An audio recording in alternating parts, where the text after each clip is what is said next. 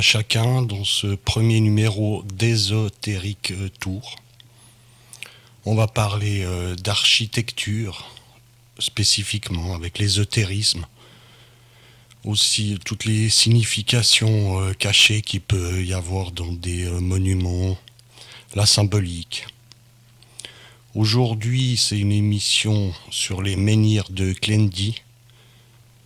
Donc c'est en Suisse, tous les reportages qu'il va y avoir dans cette collection d'Ésotérique Tour devraient se passer pour la plupart en Romandie, donc dans la partie francophone de la Suisse.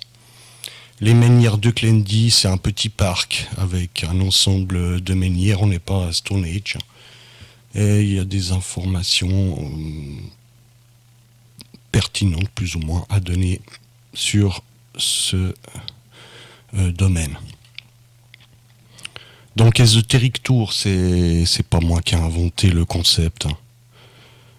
Je me suis surtout basé sur Future of the Past. C'est une meuf. Elle est issue de la Flatters British. Donc elle nous propose des reportages sur l'architecture, elle se balade, elle va filmer elle-même, donc c'est du contenu exclusif qu'on essaye de donner. Ok. Et donc, elle est avec l'équipe de Martin Littke, c'est Flatters British. Moi je vous conseille ces deux chaînes donc, qui vont avec cette émission. C'est complémentaire. On est plus dans le domaine de la spiritualité en Europe en fait qu'avec les Américains, avec la Flatters, parce que les Américains sont plutôt techniques en général, et là c'est plutôt dans la philosophie, un peu dans l'ésotérique et puis la symbolique. Voilà. Donc sur les menhirs de Clendy, on a un narratif qui nous est donné. Donc sur les premiers liens qu'on peut trouver sur Google sur eux, c'est les mêmes, exactement du copier-coller. Donc là on est sur le site yverdon-les-bains-région.ch, et puis le deuxième c'est sur Jura 3 lacs ich3l.ch, menhir de Clendy. Donc sur ces menhirs, on nous dit que l'ensemble de menhirs de Clendy est le plus important site mégalithique de Suisse. Situé au bord du lac de Neuchâtel, il est constitué de 45 statues menhirs érigées il y a plus de 6000 ans. C'est ce qu'ils nous disent. Taillés en forme humaine, certains atteignent 4,5 mètres de haut pour un poids de 5 tonnes. C'est à l'occasion de la baisse de 2,5 mètres du niveau du haut lac de Neuchâtel suite aux travaux de correction des eaux du Jura en 1869 et en de 1869 à 1883 que les menhirs apparaissent à la surface de l'eau à Clendy. En 1896, l'ingénieur Charles de Siner publie une description du site et affirme que ces blocs alignés sont le fruit d'une intervention humaine. Il faut attendre 1975 pour que ces propos soient confirmés par le scientifique et géologue Jacques-Henri Cabu. Voilà, donc il a fallu à peu près 100 ans pour que la décision soit prise que ces sites sont pas le fruit du hasard. Ces 45 blocs erratiques roches alpines charriés par le glacier du Rhône ont été taillés en forme humaine. Certains atteignent 4,5 mètres de haut pour un poids de 5 tonnes. Ils sont comparables aux statues gravées du néolithique méditerranéen. Taillés en forme humaine, ça on verra tout à l'heure. Ils ont été charriés par le glacier du Rhône, donc on ne les aurait pas trop transportés. Ça serait la nature qui les a amenés à l'endroit où elles se trouvent. Et puis bon, ils nous parlent du néolithique méditerranéen, bon, c'est leur jargon à eux. À l'époque, le site était dépourvu de forêt et la vue s'étendait du levant au couchant, du paysage riverain aux montagnes, de la lune aux étoiles. Une forte transgression lacustre a érodé le sol d'érection et les statues menhirs se sont effondrées vers 850 avant Jésus-Christ. Elles ont été érigées à nouveau en 1986. Donc ça c'est quand même important, parce que c'est pas, on les a retravaillées, la situation. Donc aller commencer à calculer les distances entre chaque bloc, ça revient à peu près à rien. Puisqu'ils les ont replacés au mieux qu'ils ont pu, en imaginant la place adéquate de chacun donc des rochers. Ce site unique en Suisse ressemble fort à celui de Carnac en France. Bon, ça on va voir. Certains pensent que l'on peut y ressentir des ondes bénéfiques. Bon, ça aussi. De toute façon, ces menhirs de Clendy, de toute façon, s'ils sont érigés ont été érigés d'une manière intelligente, ça peut avoir en effet, d'un point de vue traditionnel ésotérique, une activité invisible.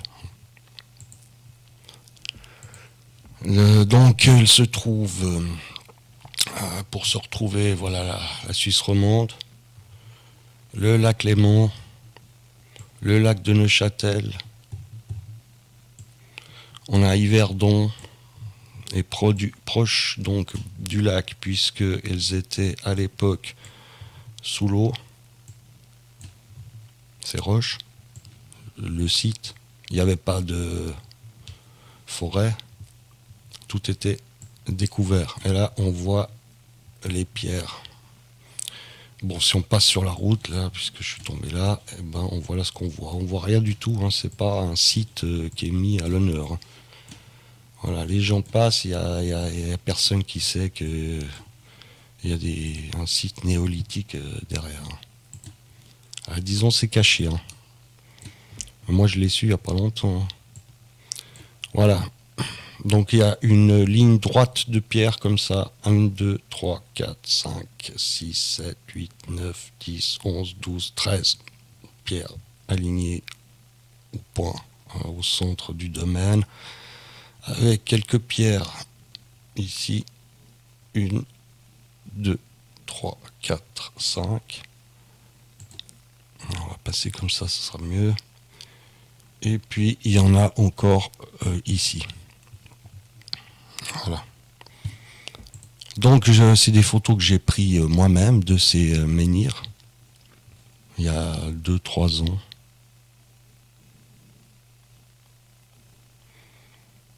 Voilà, le premier. Alors maintenant, quand on nous parle de sculpter en forme humaine, pour celui-là, il faut quand même de l'imagination.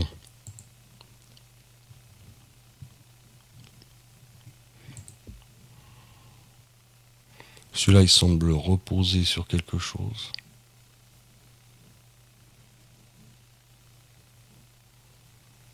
Il y a la lignée derrière.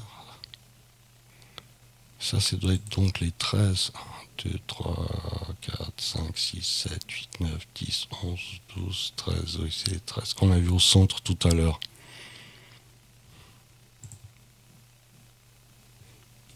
Voilà la texture. Ces roches qui ont été emportées par le courant. C'est ce qu'on voit là. Charriés par le glacier du Rhône. Font jusqu'à 5 tonnes. Donc là en bas, cette fois-ci, on peut voir que les tout petits menhirs sont en effet sculptés avec une forme humaine, en tout cas. Ça y ressemble plus, on les voit encore, voilà, ici. Il y aurait une tête, les épaules, voilà. Donc c'est ça ce qui leur fait dire que c'est des sculptures en forme humaine. Sinon, pour tous les blocs qui sont plus grands, il n'y a rien de spécial, il n'y a rien de taillé. Les rochers sont tels quels. Il n'y a que les petits qui sont taillés. Là, bien sûr, si on regarde ceux du fond, on pourrait penser à des personnes qui se déplacent. Hein. Mais c'est une illusion. Ils ne sont pas en tout cas taillés en forme d'humaine, mais on peut avoir l'illusion à distance que c'est des personnes qui marchent. Ah, même ces petits qui sont ici, ils n'ont pas forme humaine.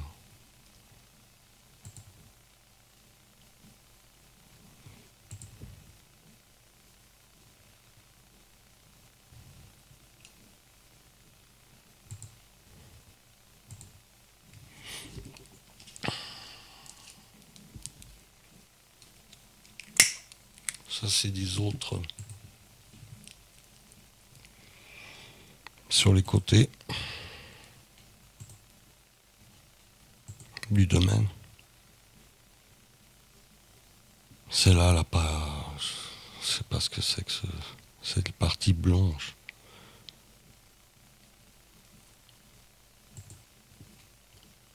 C'est peut-être même de la peinture d'un gars qui aurait sali. Il y a des champignons comme sur les arbres. Donc ils ont passé quand même, selon le narratif, ils ont quand même passé au moins... elles se sont effondrées en 850, ensuite elles ont passé sous l'eau.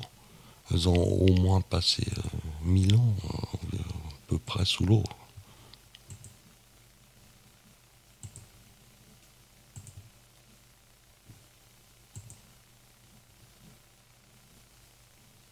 Voilà, taillée en forme humaine. Excusez-moi, ça n'a pas l'air d'être ça. Hein. Voilà, en gros, pour ces menhirs de Clendive. Là, il y avait une photo artistique qui n'apparaît pas. Enfin...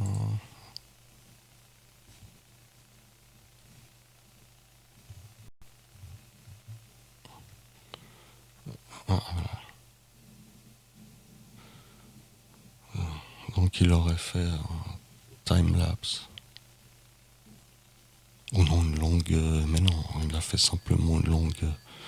un temps d'une seconde pour le shutter speed.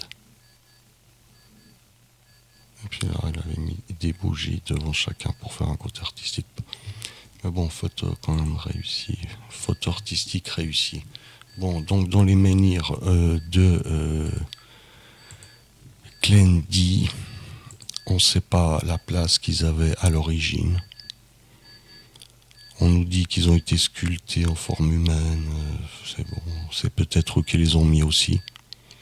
Ils se sont dit ça pourrait faire un lieu touristique, pourquoi pas, prenons ces rochers, mettons-les tout droit. Et voilà, donc pour moi ce site, on peut rien en sortir de réel. Alors on peut juste se dire peut-être c'était ce qu'ils disent, mais c'est simplement de l'imagination.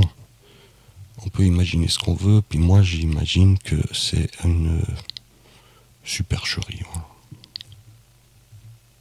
Ok. Eh ben on a vu les menhirs de Clendy. On se revoit la prochaine fois. Bye.